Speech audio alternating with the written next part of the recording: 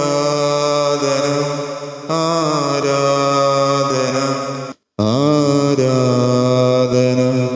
ആരാധന. പരിശുദ്ധ പരമാ ദിവ്യകാരുണ്യത്തിന് എന്നേരവും ആരാധനയും സ്തുതിയും പുകഴ്ചയും ഉണ്ടായിരിക്കട്ടെ.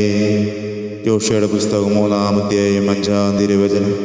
ജോഷ്യ ജനത്തോട് പറഞ്ഞു, നിങ്ങളെ തന്നെ വിശുദ്ധീകരിക്കുകയും നാളെ നിങ്ങളിടയിൽ കർത്താവ് അത്ഭുതങ്ങൾ പ്രവർത്തിക്കും.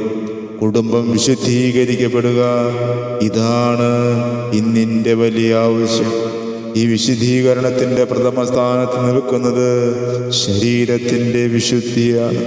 കാരണം നമ്മുടെ ശരീരം ദൈവത്തിൻ്റെ ആലയമാണ്. വിശുദ്ധ പൗലോസ്ലീഹ ചോദിക്കുന്നു, നിങ്ങൾ ദൈവത്തിൻ്റെ ആലയമാണെന്നും ദൈവാത്മാവ് നിങ്ങൾ വസിക്കുന്നു എന്നും നിങ്ങൾ അറിയുന്നില്ലേ എന്ന്. ദൈവത്തിൻ്റെ ആലയത്തെ നശിപ്പിക്കുന്നവനെ ദൈവവും നശിപ്പിക്കും. എന്തെന്നാൽ ദൈവത്തിൻ്റെ ആലയം പരിശുദ്ധമാണ്, അത് നിങ്ങൾ തന്നെയാണ്.